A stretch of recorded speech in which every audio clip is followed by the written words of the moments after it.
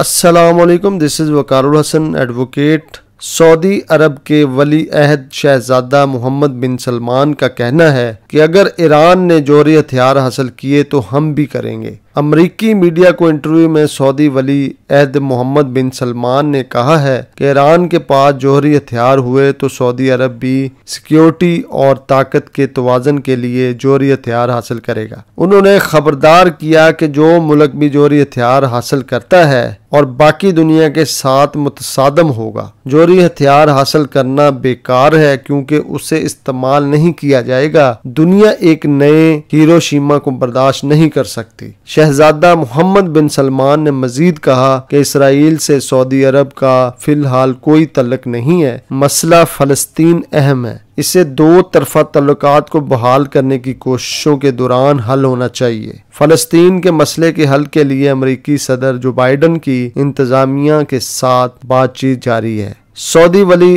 अहद ने कहा कि हम चाहते हैं कि अमरीकी और गैर मुल्की कंपनियां आएं और मशरिक़ वुस्ता में महफूज माहौल में सरमायाकारी करें। सऊदी अरब अमरीका से हथियार खरीदने वाले 5 बड़े ममालिक में शामिल है। बहुत शुक्रिया। अल्लाह हाफिज़।